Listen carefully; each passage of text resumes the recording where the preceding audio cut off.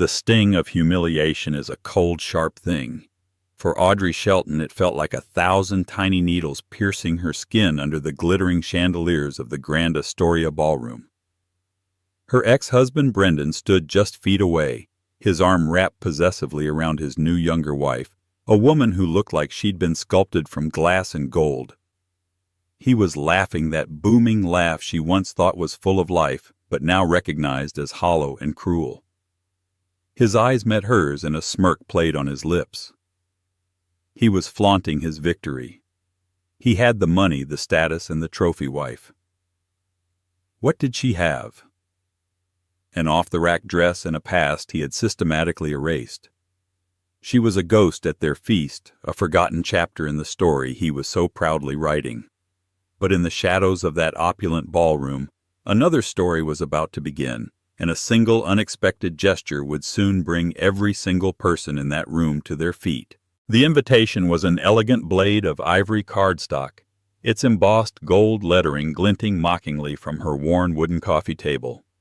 The annual Foundation for Architectural Excellence Gala. For a moment, Audrey thought it was a cruel joke. This was Brendan's world. He was a partner at a high-powered development firm, a man who built gleaming, soulless towers of steel and glass that won awards for their audacity, not their heart. Her world, by contrast, had shrunk to the four walls of her modest apartment, a space filled with dusty textbooks on organic architecture and blueprints for projects that would never be built. She had been an architect once, or at least she had been on the path to becoming one. In college, her professors had called her a prodigy. Her designs weren't just buildings, they were living, breathing spaces that integrated with their environment. She dreamt of creating structures that felt like they had grown from the earth itself. Then she met Brendan. He was charming, ambitious, and utterly captivating. He loved her passion, or so she thought. He called her his little visionary. After they married, the slow erosion began. "This is a tough field, Audrey," he'd say, draping an arm around her as she hunched over her drafting table late at night.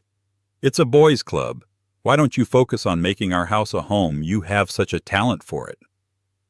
When his career took off, her dreams became a secondary concern. "We need to entertain my clients," he'd insist. "I need you by my side looking beautiful.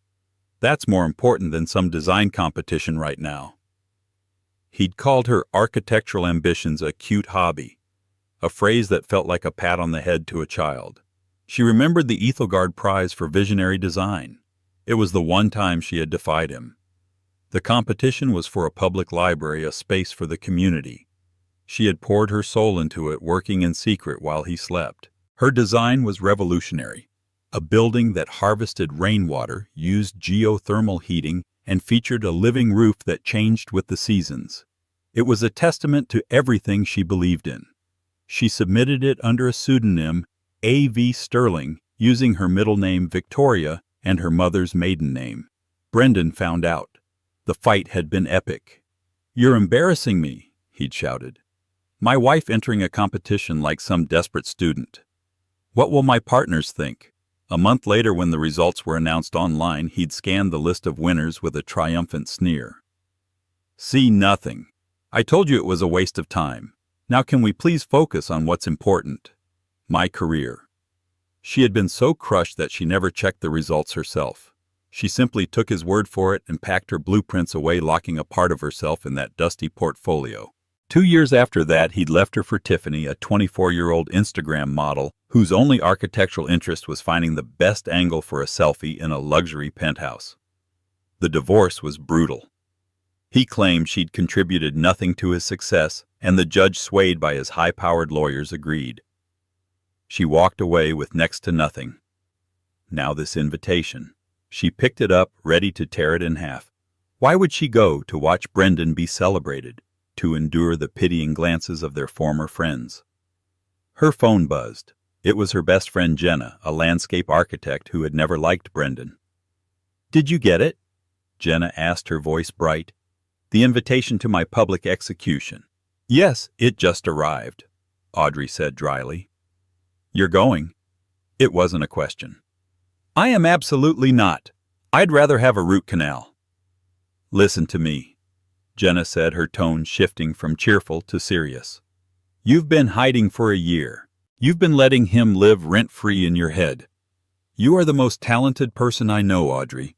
You are not his starter wife or his failed artist or whatever other garbage he spun about you. You are Audrey Shelton, and you are going to that gala. You're going to hold your head high, have a glass of free champagne, and show him that his departure was not an ending, but a long overdue beginning. Audrey was silent, twisting the corner of the card in her fingers. The thought terrified her. I don't have anything to wear, she whispered, the excuse sounding feeble even to her own ears. You're in luck, Jenna shot back. I have a friend who works at a high-end rental boutique. She owes me a favor. We're going to find you a dress that will make that plastic trophy of his melt. Despite every instinct screaming at her to stay home, a tiny defiant spark ignited in Audrey's chest. Maybe Jenna was right. Why was she still hiding? She hadn't done anything wrong. She had loved a man who turned out to be a monster. It wasn't a crime. It was a tragedy. Going to that gala wouldn't be for him. It would be for her. A single night to reclaim her own narrative. Okay, she said, her voice barely audible. Okay, I'll go.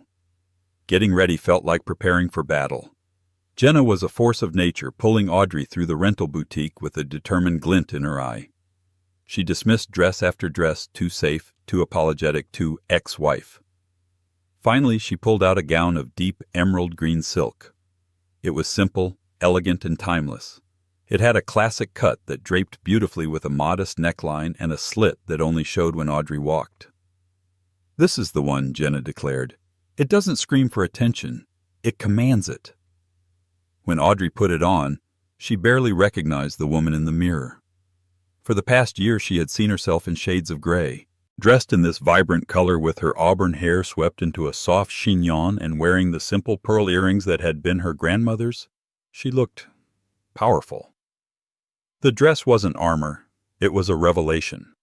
It was a reminder of the woman she had been before Brendan had chiseled her down into a shape that suited him. The night of the gala, her stomach was a knot of anxiety.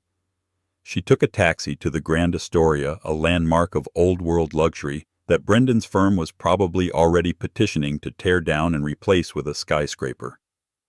The entrance was a blinding flurry of camera flashes and flowing gowns. Celebrities, socialites, and the titans of the industry swept up the grand marble staircase. Audrey paid her taxi driver and took a deep breath, clutching her small borrowed purse. She felt like an imposter crashing a royal wedding. As she walked up the steps, keeping to the edge of the red carpet, she saw him. Brendan was preening for the cameras, his arm around Tiffany, who was wearing a dress that seemed to be made of strategically placed diamonds and not much else. It was shockingly expensive and left nothing to the imagination.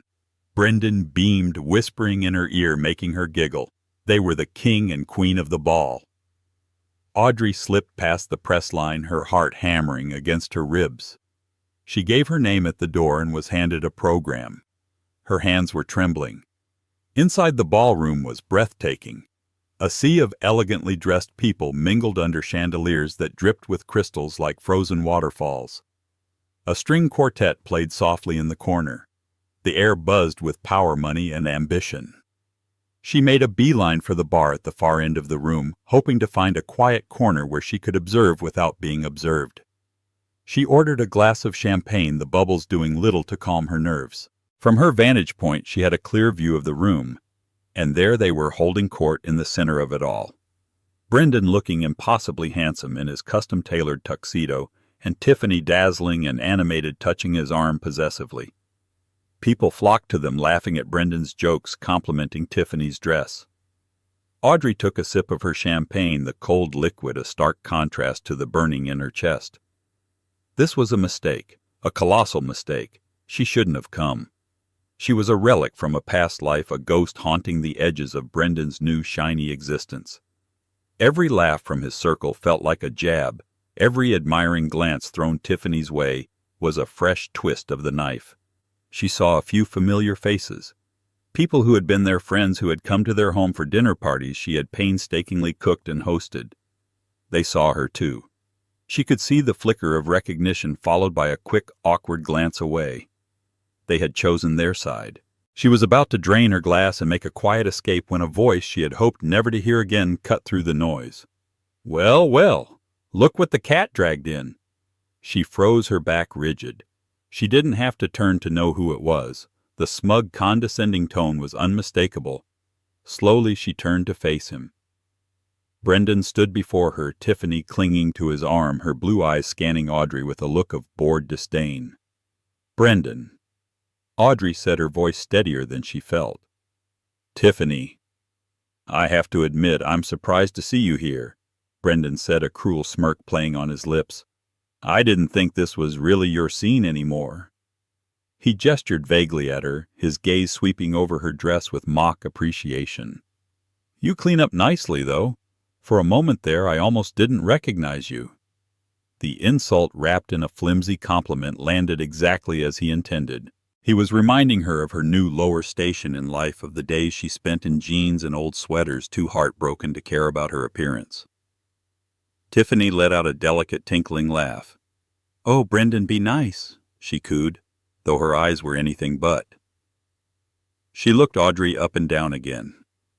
"That's a lovely color on you. Vintage, isn't it?" The word vintage was pronounced as if it meant second-hand and pathetic. Audrey's grip on her champagne flute tightened. "It's classic," she replied, her voice level.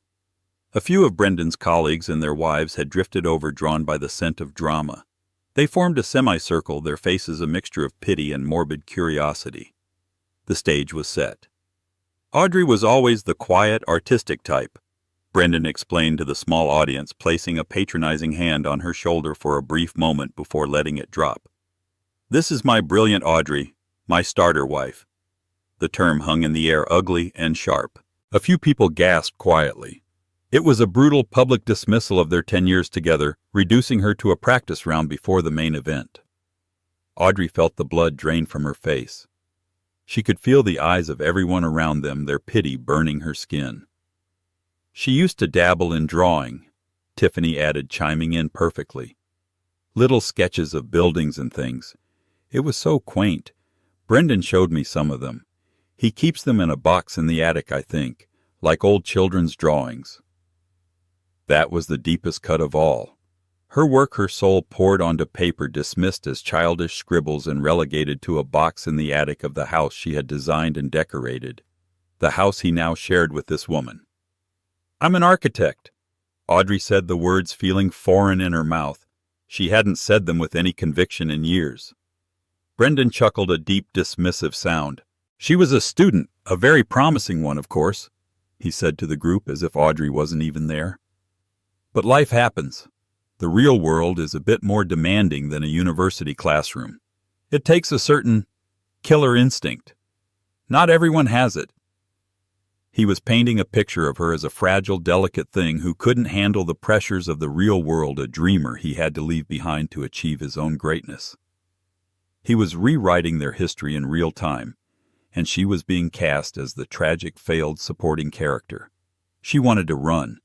She wanted to throw her drink in his smug face. She wanted to scream at all of them for standing there watching her humiliation as if it were a spectator sport. But she did none of those things. She simply stood there frozen as her past was being publicly executed. The string quartet seemed to swell its cheerful music, a mocking soundtrack to her despair. She felt utterly, completely alone. Her plan to hold her head high was a laughable failure. All she had done was walk willingly into her own ambush. She opened her mouth to say something, anything, but no words came out. She just gave a tight, sad nod and turned to leave her dignity in tatters. She would not give them the satisfaction of seeing her cry, not here. But as she turned, a sudden profound hush fell over the garrulous ballroom. It wasn't a gradual quieting, it was an abrupt cessation of sound, as if a switch had been flipped. The music stopped mid-note. The chatter died. Every head in the vast gilded room turned in unison toward the grand entrance.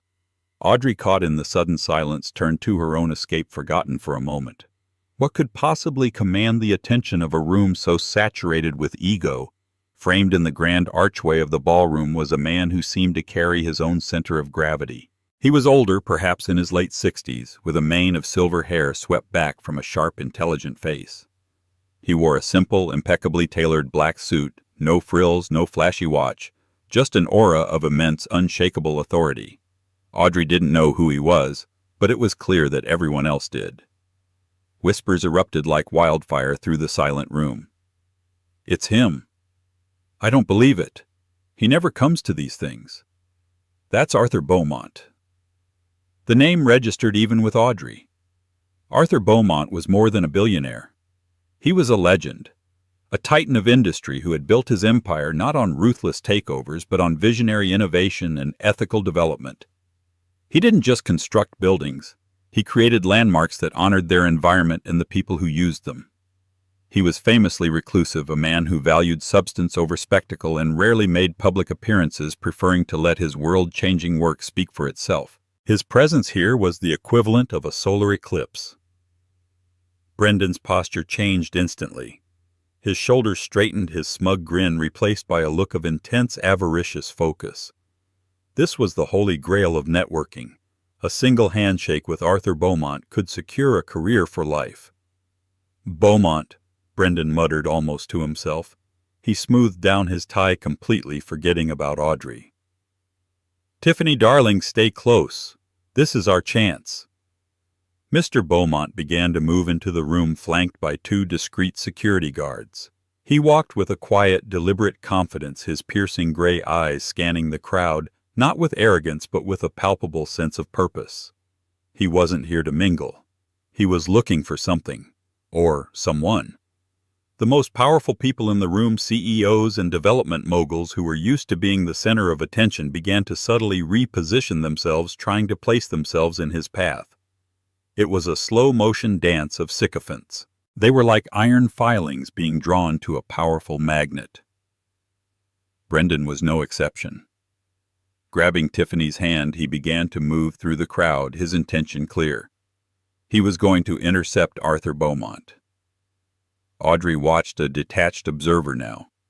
Her own humiliation seemed trivial in the face of this massive shift in the room's energy. Brendan managed to position himself perfectly just as Beaumont was passing the central fountain. "Mr. Beaumont, sir," Brendan began, his voice oozing a practiced, confident charm. "Brendan Walsh from Sterling Walsh Development. It's a true honor." He extended his hand. Beaumont paused, his sharp eyes flicking to Brendan's outstretched hand, then to his face. He gave a curt, almost imperceptible nod and shook the hand briefly, his grip firm and his expression unreadable.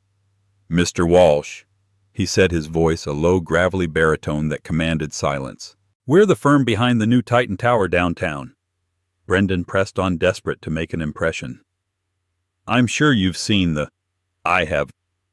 Beaumont cut him off, his tone flat, betraying no interest. His eyes were already moving again, continuing their methodical scan of the room, passing over the sea of eager, important faces. It was clear he was not interested in Brendan or his tower. The dismissal was subtle but absolute. Brendan's face fell, the confident smile faltering for a second before he replaced it with a strained one. He had been weighed, measured, and found wanting in less than 10 seconds. Audrey felt a strange, detached sense of vindication. She watched as Beaumont's gaze swept past the mayor, past a famous actress, past the heads of the city's largest banks. His eyes were intelligent, discerning, and they held a look of profound, almost weary patience. He was a man searching for a needle in a haystack of mediocrity. And then his search stopped. His eyes from across the crowded, cavernous room locked directly onto hers. Audrey's breath caught in her throat. It had to be a mistake. He must be looking at someone behind her.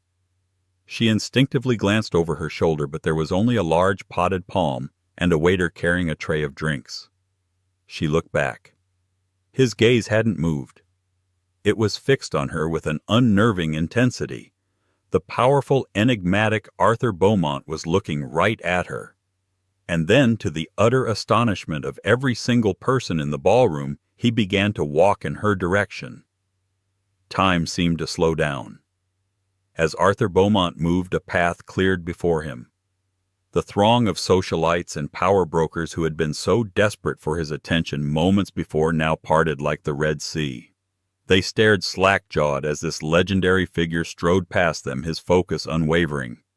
He wasn't just walking in her general direction. He was on a direct and unmistakable trajectory toward Audrey. Brendan and Tiffany stood frozen, their own failed attempt to capture his attention still stinging.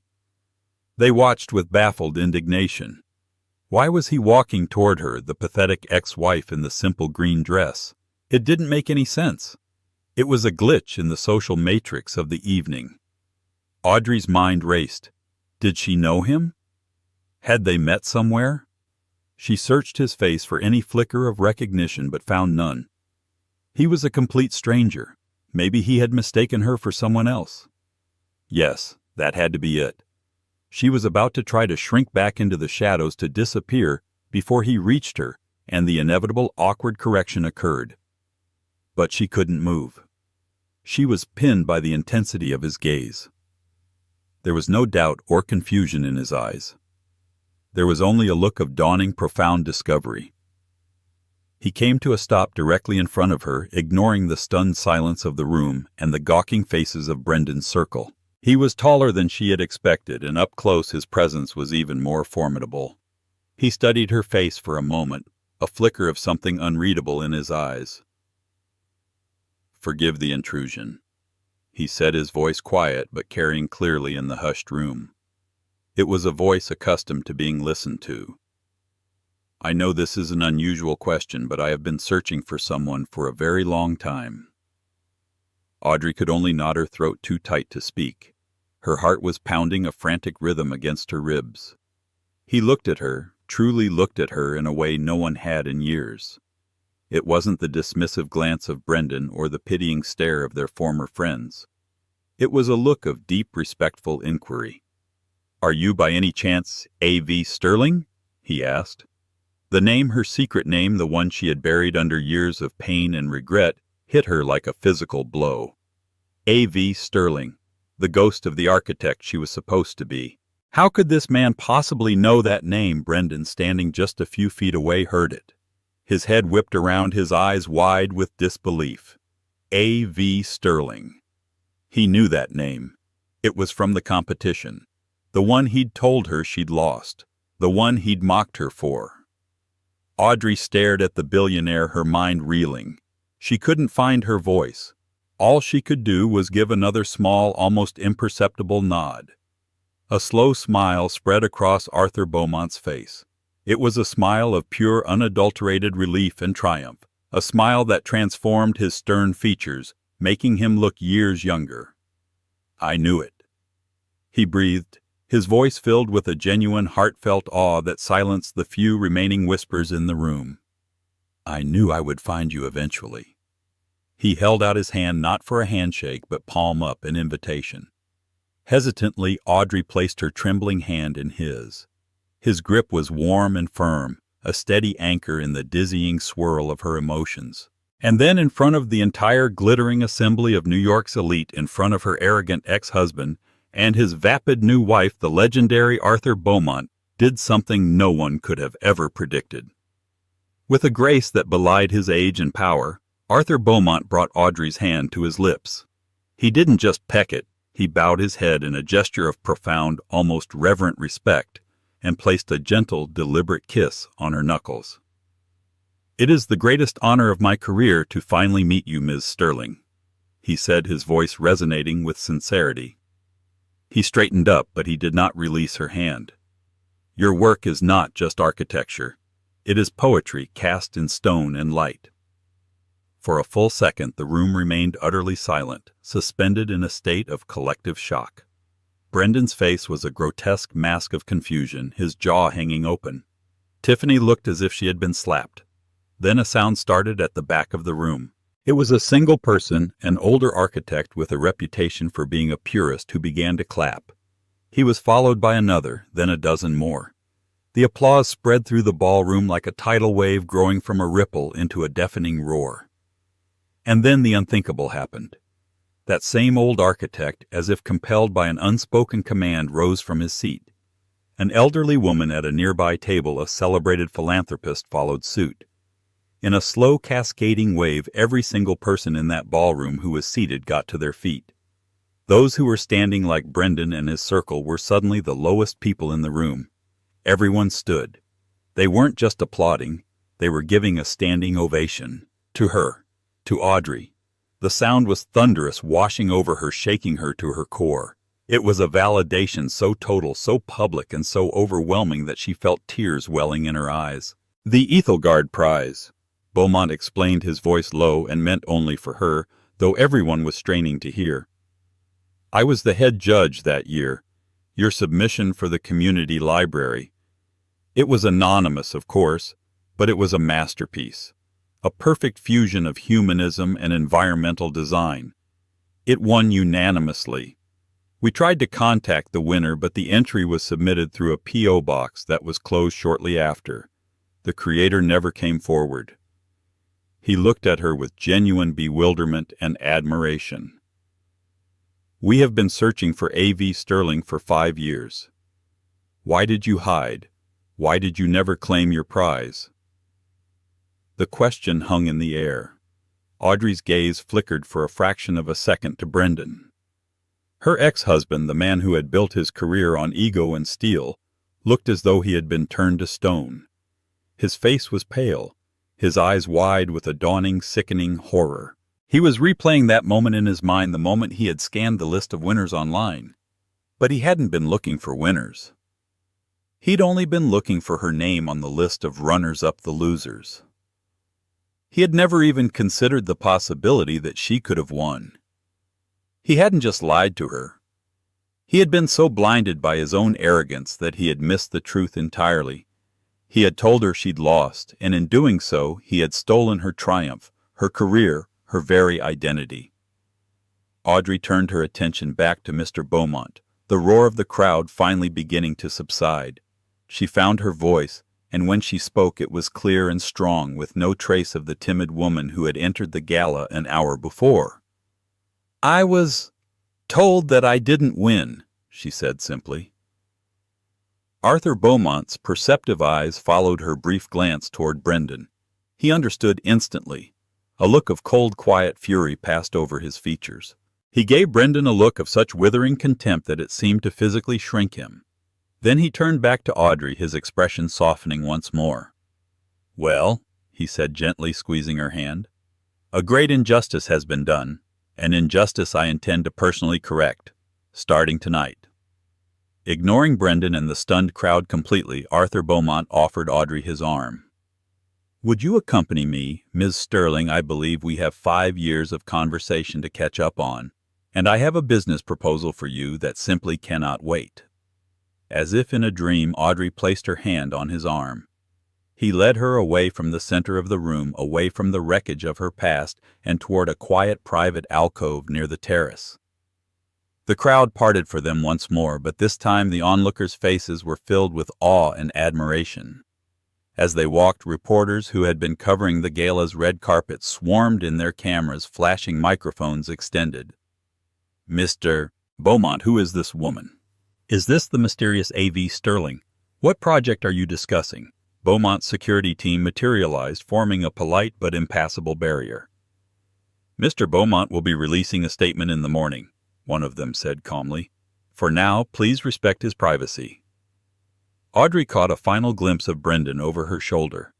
He was standing alone, Tiffany having taken a subconscious step away from him, as if he were suddenly radioactive. His face was ashen. He wasn't just embarrassed. He was ruined. In a world built on reputation and perception, he had just been publicly exposed not just as a cruel husband, but as a fool of monumental proportions. He had thrown away a diamond, and the entire world had just watched another man pick it up. The friends who had been fawning over him minutes earlier were now avoiding his gaze, whispering amongst themselves. His social currency had evaporated in an instant. Once they reached the quiet alcove, Beaumont gestured for Audrey to sit at a small, secluded table. A waiter appeared as if from nowhere, placing 2 glasses of sparkling water before them. "First things first," Beaumont said, his tone all business, though his eyes were kind. The prize for the Ethelgard. It was $250,000. It's been held in a trust for you for the past 5 years, accumulating interest. It's now worth well over $300,000. My legal team will arrange the transfer tomorrow." Audrey stared at him speechless. That was life-changing money. It was freedom. It was a new start. "But that's the least of it," he continued, leaning forward, his voice filled with passion. "Audrey, may I call you Audrey? Your design for that library was more than just a winning entry. It was a philosophy. It was the future. For years, my foundation has been looking for a flagship project, a centerpiece for our new philanthropic campus, focused on literacy and sustainable community development. I want to build your library, full scale, exactly as you designed it, with an unlimited budget." Tears streamed down Audrey's face now, but they were not tears of sadness or humiliation. They were tears of overwhelming cathartic release. Every dream she had been forced to bury, every ounce of talent she had been told was worthless, was now being resurrected in the most spectacular way imaginable. "There's more," he said, his expression serious. "I didn't just build a company, Audrey. I built a team of the best minds in the world. But we have a void. We have brilliant engineers and financiers, but we lack a soul, a guiding architectural vision. I am formally offering you the position of Chief Creative Officer of Beaumont Enterprises. You would have oversight on all our global projects, a blank check to form your own design division, and the freedom to pursue the kind of work you were born to do." He wasn't offering her a job. He was offering her a kingdom. The world he had just invited her into was not Brendan's world of flashy towers and shallow victories. It was a world where her ideas, her vision, and her heart would be the most valuable assets. She looked across the ballroom, now a distant, glittering landscape. Brendan and Tiffany were nowhere to be seen. They had fled their own party in disgrace. Her past had not just been faced, it had been vanquished. The days that followed were a whirlwind. The story of the gala was everywhere. "The lost genius billionaire Arthur Beaumont finds mystery architect A.V. Sterling" was the headline on the cover of every major architectural journal and society magazine. Her name, both of them, was on the lips of everyone in the industry. Her photo, a candid shot of her looking radiant as she spoke with Beaumont, was splashed across the internet. Brendan tried to call. The first voicemail was left the morning after the gala. He sounded frantic, desperate. "Audrey, honey, it's me. I am so sorry. I made a mistake. A terrible mistake. I never looked at the winners list. I just assumed. We need to talk. This is incredible news for us." The us was laughable. She deleted the message without a second thought. The second voicemail came a day later. His tone had shifted to indignation. "Are you seriously not going to call me back? After everything I did for you, I supported you for years. I pushed you to be better. You wouldn't have even had the confidence to enter that competition without me. I'm entitled to a part of this, Audrey. My lawyers will be in touch." She deleted that one too, and then blocked his number. He was a ghost now, a pathetic echo she no longer had to listen to. Her life, meanwhile, had transformed. Beaumont had sent a car to pick her up on Monday morning, a sleek, quiet electric vehicle that glided through the city traffic. It took her not to a stuffy office, but to a beautifully designed penthouse suite at a hotel he owned, which he had converted into a temporary design studio for her. It was filled with state-of-the-art equipment, every book she had ever wanted to own, and a stunning view of the city skyline. "Your new headquarters," Beaumont had said with a smile when he met her there, "until your permanent office, which you will of course design yourself, is ready." For the first time in years, Audrey felt the pure, unadulterated joy of creation. She worked tirelessly, not because she had to, but because she wanted to. The ideas that had been dormant for so long came flooding back. She sketched, she drafted, she built models. She met with Beaumont's team of engineers and project managers, sharp, brilliant people who listened to her with a deference and respect that was intoxicating. They didn't see a starter wife or a hobbyist. They saw their new boss, a visionary. A week after the gala, Arthur Beaumont took her to see the proposed site for the library. It was a sprawling, neglected plot of land overlooking the river, a forgotten corner of the city. As they stood on a small hill, the wind whipping her hair, he unrolled a preliminary site plan. "This is where your vision will take root," he said, his voice filled with a quiet satisfaction. Audrey looked out at the city, at the forest of skyscrapers that pierced the clouds. Among them was the Titan Tower, Brendan's proudest achievement. From this distance it looked small, insignificant. Just another glass box in a city of glass boxes. It had no soul. Her library, she thought, would be different. It wouldn't scrape the sky. It would embrace the earth. It would be a place of quiet refuge and loud discovery, a building that served the people, not the ego of its creator. Beaumont was watching her, his expression warm. "Brendan Walsh built things," he said, as if reading her mind. "You, Audrey, create them. There is a profound difference." In that moment, Audrey finally understood. The humiliation she had felt at the gala wasn't the end of her story. It was the pressure that had finally cracked open the shell she had been hiding in. Brendan hadn't erased her past.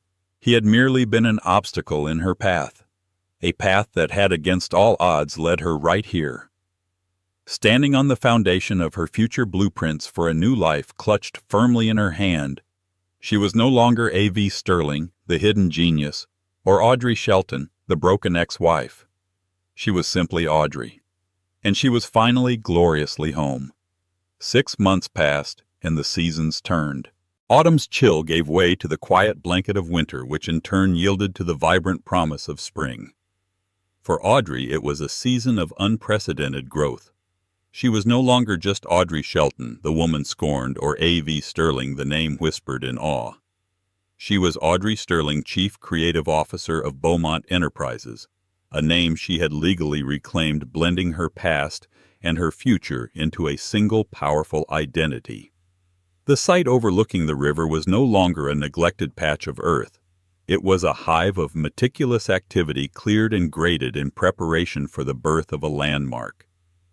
Today was the groundbreaking ceremony for the Beaumont Sterling Library of Light. It was a major city event attended by the mayor, city council members, philanthropists, and a throng of press.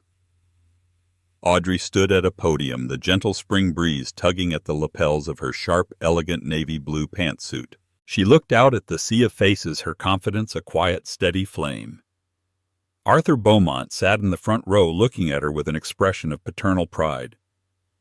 "A building is more than just a structure," Audrey began, her voice clear and resonant, amplified by the microphone. "It is a vessel for our hopes. It is a testament to our values. It can be a cage or it can be a key. For years I believed my own voice was meant for the quietest of rooms, for blueprints that would never see the light of day.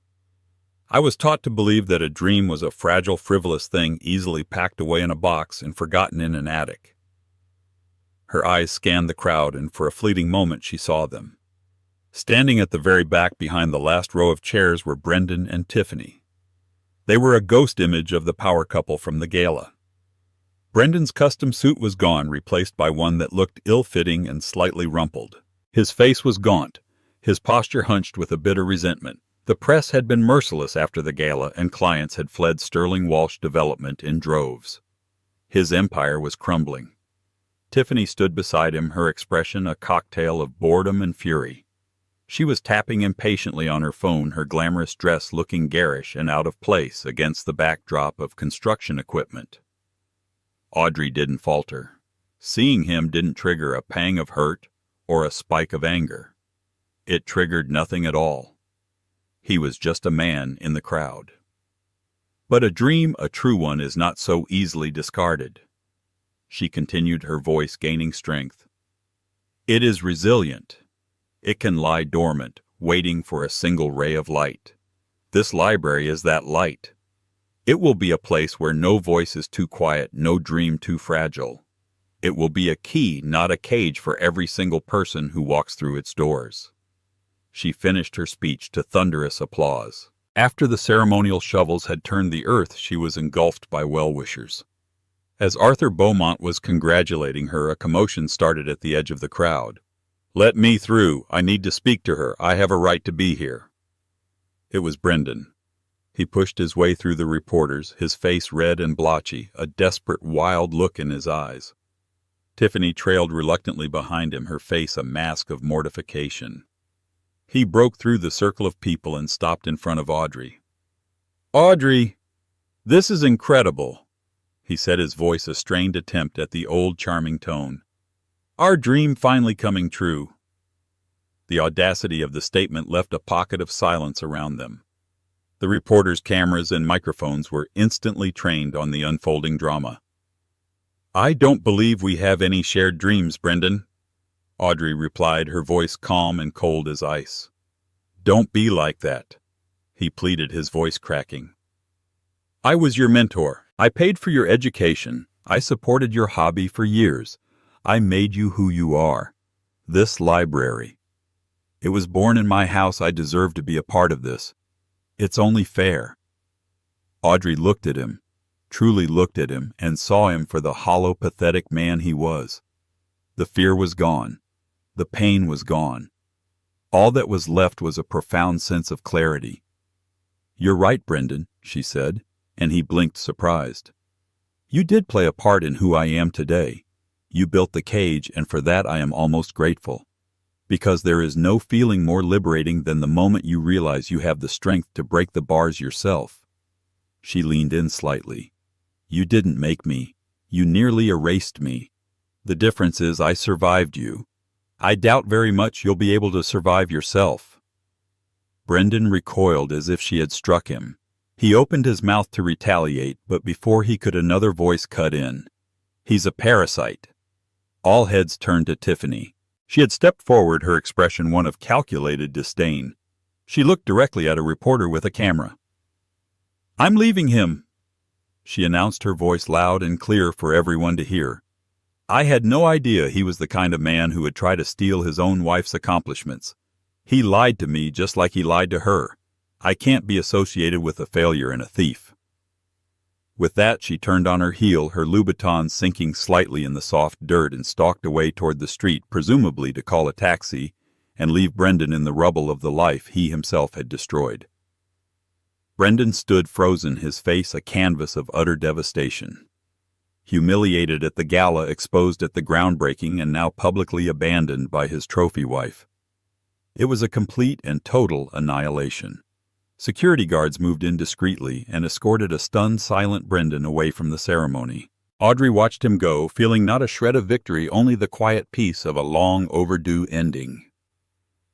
Arthur Beaumont placed a gentle hand on her shoulder.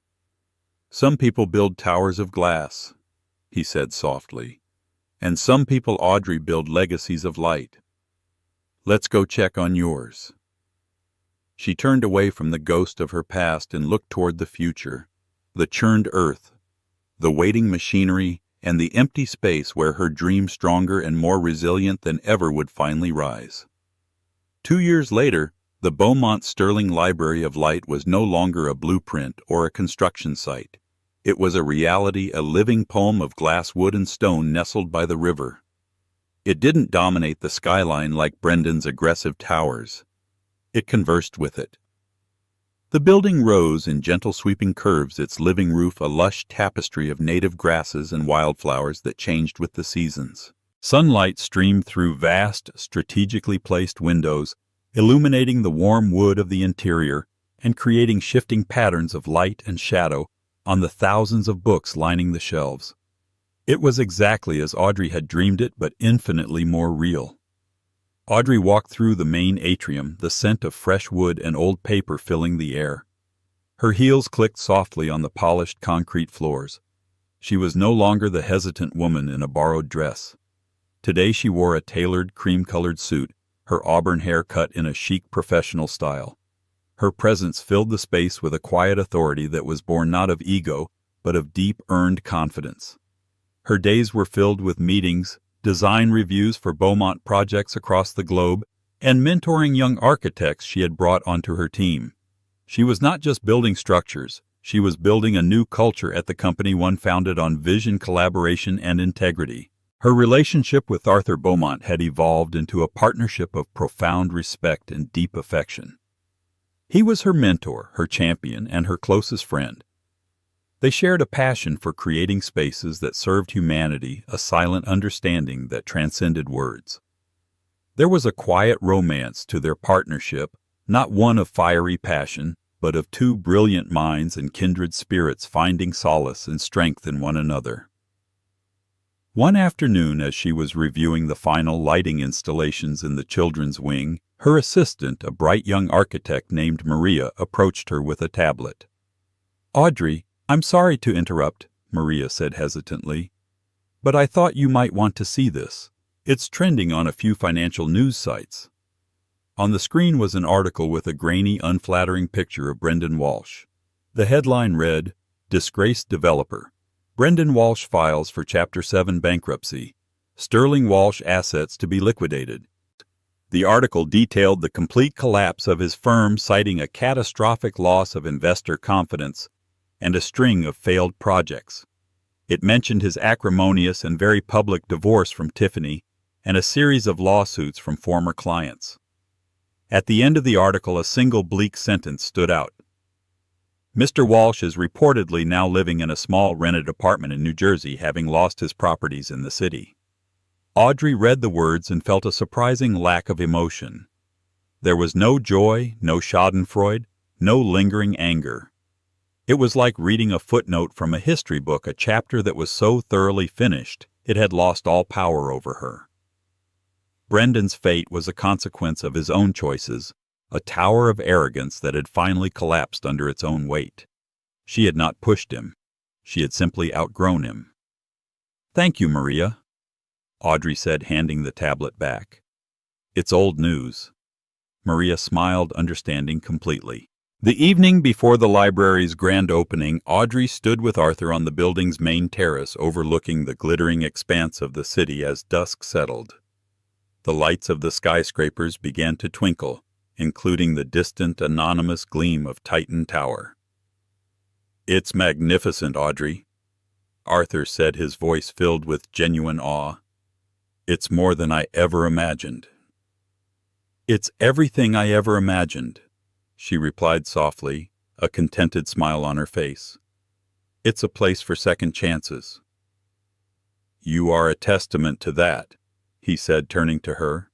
In his eyes she saw not just the billionaire titan of industry, but the man who had looked across a crowded room and seen her when she was invisible to everyone else, including herself. "You didn't need me to save you, Audrey," he said, as if sensing her thoughts. "You only needed someone to get out of your way." He reached out and took her hand, his touch warm and familiar. It was not the gesture of a man claiming a prize, but of an equal honoring his partner. In the quiet of the twilight, with the city lights blazing before them and the monumental achievement of her dream standing solid around them, Audrey felt the last ghost of her past finally fade into nothing.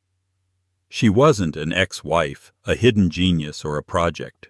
She was the architect of her own life, and from this vantage point the future she was building looked infinite. What a story of triumph and karmic justice!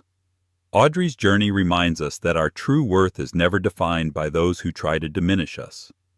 For years she allowed her brilliance to be buried under someone else's ambition and cruelty, but talent, like a powerful river, will always find its way to the sea. The moment Arthur Beaumont kissed her hand wasn't just a shock to her ex-husband.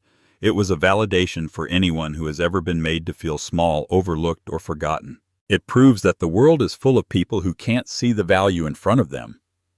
But it is also full of those who spend their lives searching for true, authentic brilliance. Her victory wasn't just in her newfound fame and fortune, but in reclaiming the identity she had sacrificed for a love that was never real.